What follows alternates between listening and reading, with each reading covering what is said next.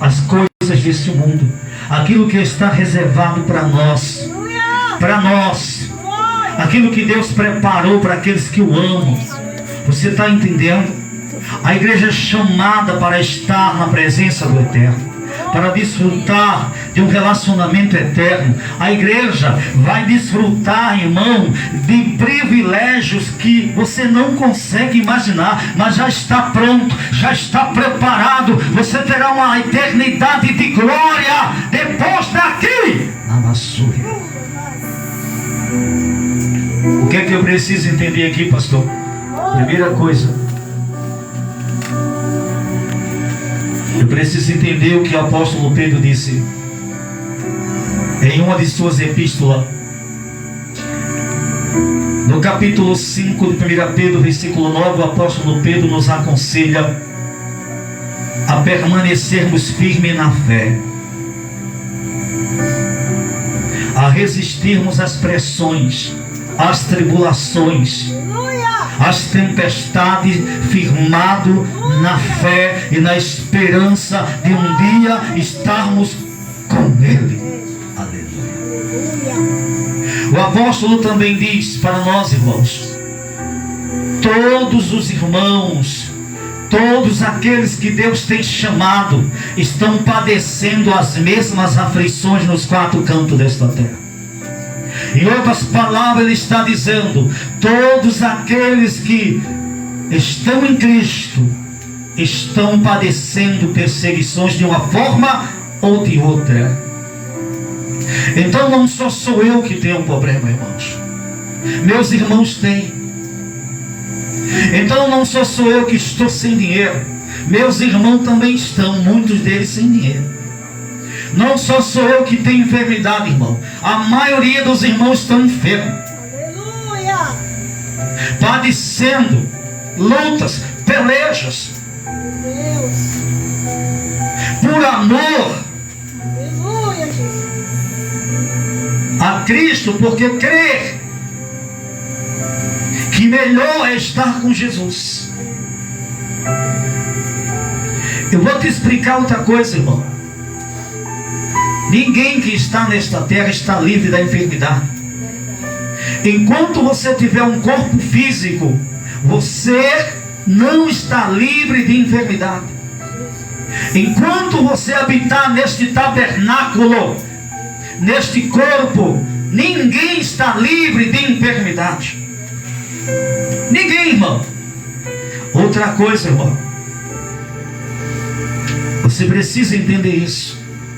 O seu relacionamento com Jesus te traz a promessa do próprio Senhor Jesus de que um dia você estará com Ele na eternidade, e de que vai vir um tempo, irmão, entenda isso, em que Ele vai te levar para Ele.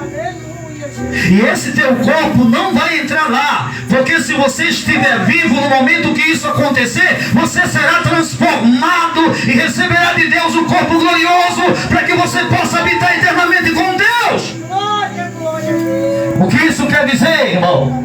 Esse teu corpo, esse nosso corpo, que às vezes nos perturba, arranca a nossa paz, porque às vezes nós damos crédito demais àquilo que as pessoas falam e deixamos de nos guiar pela palavra de Deus. Aleluia, Deus. Porque tem muitas pessoas que falam, mas falam sem sabedoria, irmão. Sem sabedoria, entenda. Qual é a enfermidade no teu corpo que vai te impedir de estar com Jesus, de que Jesus cumpra a tua promessa? Essa promessa na sua vida. Qual é o mal no teu corpo que vai impedir que um dia o Deus vivo te dê um corpo glorioso? Então entenda, irmãos. Não, mas eu sou crente. Glória a Deus, irmão, que a graça de Deus te alcançou e a tua alma foi salva para a glória do nome do Eterno. Mas há uma obra em andamento, igreja. Aleluia. Há um processo em andamento, igreja. Pare e reflita, igreja, pela graça do Espírito Santo que fala conosco nesta noite. Jesus apareceu aos seus discípulos há quase 2000 anos atrás. Nós não éramos nascidos, igreja. Tu está entendendo isso, igreja? Mas com certeza já estávamos nós no coração do Eterno, igreja. A nossa geração também está recebendo a palavra da graça, a palavra da salvação, a promessa da vida eterna, igreja. Aleluia.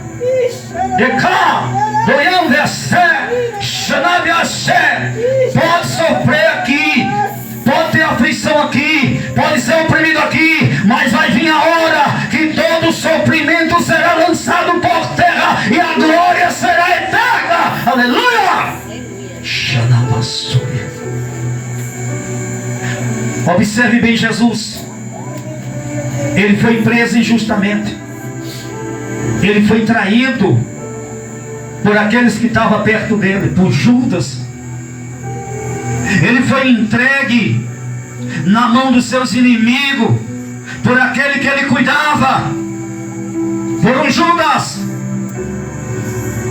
Ele foi julgado injustamente por aqueles que se diziam homens de Deus e temente a Deus, líderes religiosos da sua época. Julgado como, pastor? Injustamente. Foi levado ao tribunal, colocado diante de autoridades, e diante dessas autoridades ele se calou, para que a vontade de Deus, a igreja, se cumprisse, para que o plano de Deus se realizasse, igreja. E Jesus sabia que aquele era um momento em que esse plano eterno de Deus estava em andamento. Aquele era um momento em que o Filho do Homem deveria ser traído, ser entregue aos inimigos, ser crucificado e ressuscitar o terceiro dia para a glória de Deus, para que tivéssemos nós a esperança da eternidade com o Pai. Aleluia, Deus. Então, irmãos, não se resume aqui. Começa aqui, se termina lá. Você já entendeu?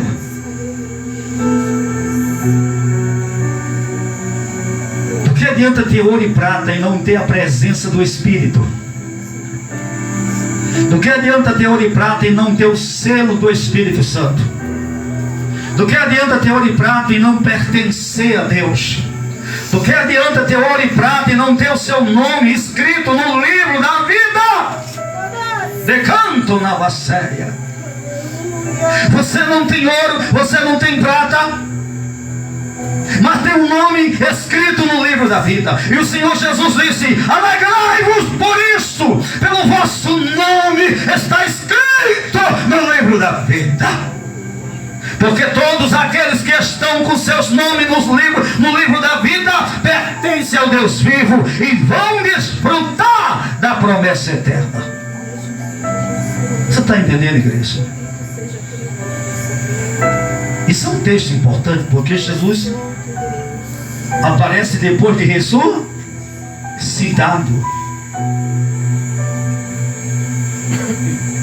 E por que ele ressuscitou, pastor? Para a nossa justificação. Quando Jesus ressuscita, o que é que a gente aprende? A morte não pode prendê-lo. Porque se a morte tivesse poder sobre ele, ele não teria ressuscitado. Mas ele ressuscitou. Significa dizer que ele tem poder sobre a morte, e a morte não pode com a vida. E se ele ressuscitou, ele também pode nos ressuscitar pelo seu poder, para a glória do seu nome. Namacheia. Por que o crente perdeu o medo de morrer? A maioria dos crentes vai amadurecendo, né? Com o tempo você vai perdendo medo. Tem tempo que a gente não pode nem ouvir falar em morrer, que a gente já se desespera. Mas tem tempo que você olha para a cara do crente e ele: estou pronto. Está prontinho mesmo. Está pronto para ir. E a morte já não tem mais poder, não pode oprimi-lo. Por quê? Porque ele já sabe nos braços de quem vai estar do outro lado. Aleluia! Aleluia! Meus queridos irmãos, Jesus volta, depois de ressuscitado, vai ao encontro dos discípulos. Porque tem muitas coisas que a gente precisa entender, precisa compreender, irmão. Olha para mim. Há mais de 20 anos nós pregamos o Evangelho. Irmão, se eu fosse olhar para as enfermidades que me bombardeiam, se eu fosse me preocupar com elas, ou para as outras coisas que eu tenho que encarar diariamente, por mais que você não queira, você tem que encarar, por mais que você não peça, elas terminam aparecendo. Está entendendo? E você é imprensado ali de uma forma ou de outra por esse sistema. Aleluia! Ah, se não fosse a minha adoração. Adoração de quem, pastor? Ah, se não fosse a adoração a Deus, o que seria de mim? Já teria morrido. Já teria sido oprimido, jogado por terra. O diabo já teria conseguido o que queria. Não, mas Deus nos deu do seu Espírito, para que em Cristo sejamos mais do que vencedores. Aleluia, seja feita a vontade de Deus. Aleluia. Então o que é que importa? Importa é eu estar bem na fita com Deus. Importa é eu entender quem é o verdadeiro Deus, a sua pessoa, o seu poder e a glória de servi-lo, de poder falar dele, de estar com ele, de anunciar o seu nome, e de quando chegar meu tempo aqui, estar com ele para sempre, nas mansões celestiais. Isso importa. Glória a Deus.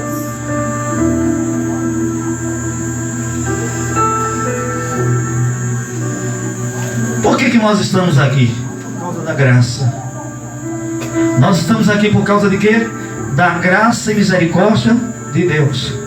Deus poderia ter nos condenado, mas entre nos condenar e nos amar, Ele optou por nos amar. E quando Ele nos amou, Ele nos ofereceu o seu perdão. E o seu perdão nos é oferecido na pessoa do seu Filho. Ele disse: se você crer nele, confia nele, entrega sua alma a ele, seus pecados estão perdoados. Esse é o plano. Creia no Filho de Deus, tenha seus pecados perdoados, receba o Espírito Santo e desfrute da glória eterna com o Pai. Aleluia. Calavaçouvia. Mas por que uma igreja tão rica? Nos últimos tempos nós temos visto uma igreja que tem essa graça, que pode invocar o Senhor, que pode desfrutar da presença do Espírito. Por que uma igreja tão rica tem andado tão cabisbaixa?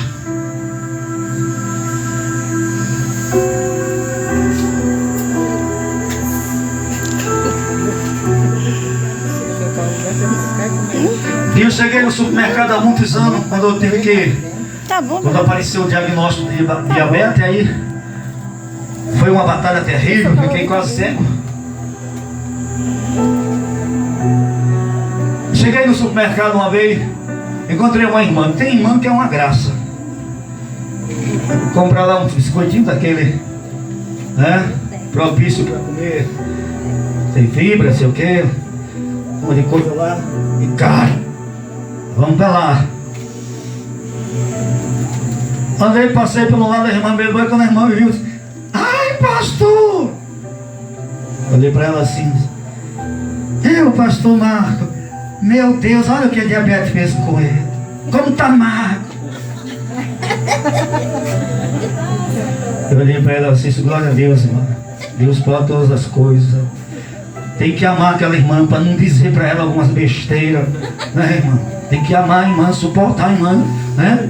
Glória a Deus. E eu fui vendo uma coisa, disse: meu Deus, ela está dando glória a diabetes. Não estou dizendo que eu não tenho a doença, mas não vou dar glória para ela. Ou você vai dar glória para a sua doença? Não, Deus pode acabar com ela se Ele quiser agora. Mas se Ele não acabou, eu tenho que estar perguntando a Ele porque Ele não acabou.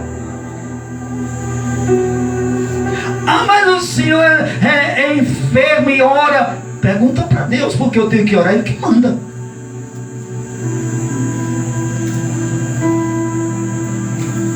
Porque tem pessoas que não param para, não pedem a Deus entendimento das coisas. Quem é que cura? Em nome de quem você ministra?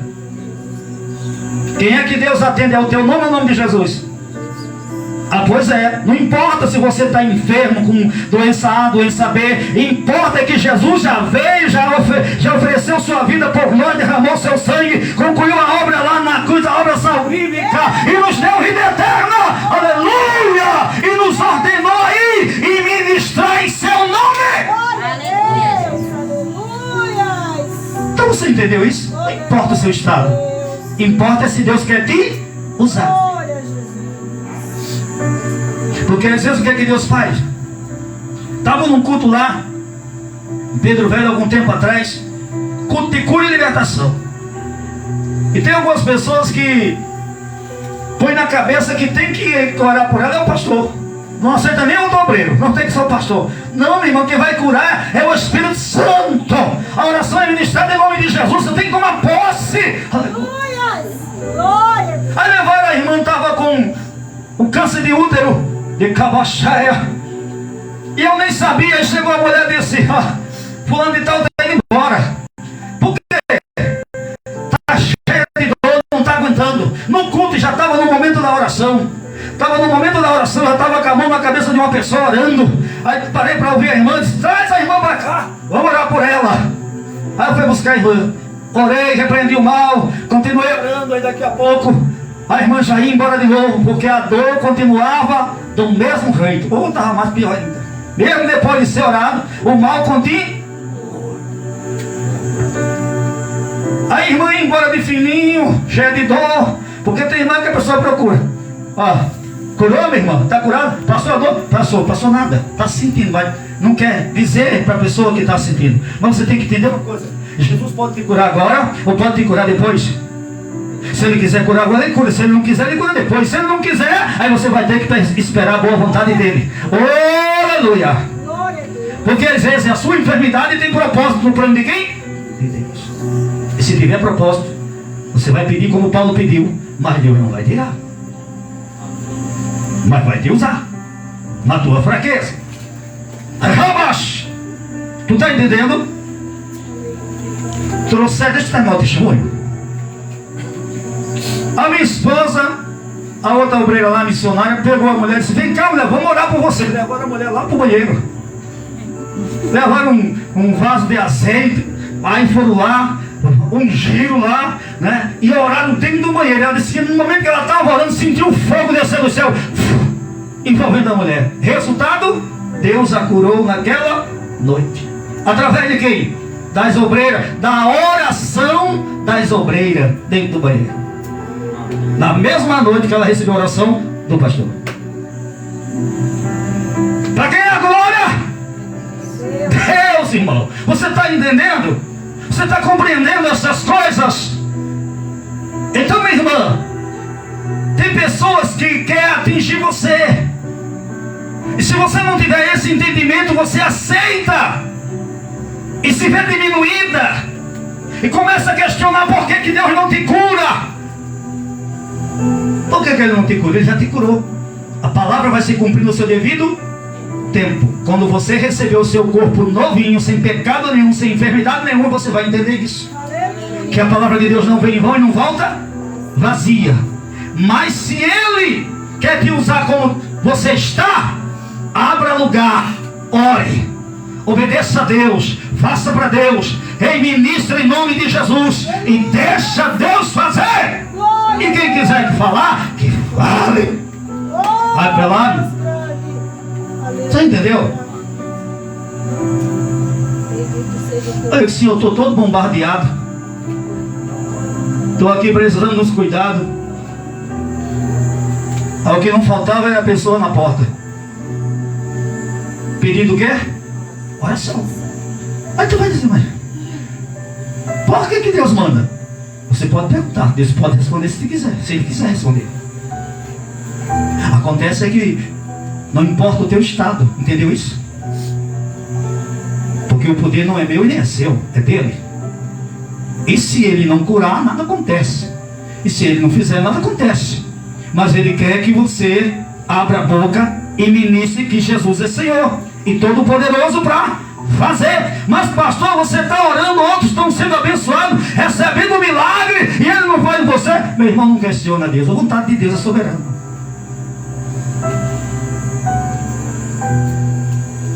O apóstolo Paulo fez 3 orações, 3 igrejas. A resposta de Deus para ele foi: a minha graça te basta, tá bom? E o meu poder se aperfeiçoa na tua fraqueza. Aí é que ele manifesta a glória. Então Jesus voltou e não subiu logo, não é interessante? Ele ressuscita, mas ele não sobe de imediato. Ele visita os discípulos. E aí ele diz algo para os discípulos, que depois desse fechamento desse projeto você vai entender. Por que você vai entender? Porque há uma necessidade de revestimento de poder. Você está entendendo? Se prepare, porque depois dessa campanha, desse projeto, Deus vai batizar com fogo. Aleluia. Se prepare, porque esse batismo é para moldar o vaso na roda do oleiro, como o Senhor deseja, como o Senhor quer, almeja, assim será para a glória do nome de Jesus. Por quê, pastor? Porque é necessário. Observe o texto.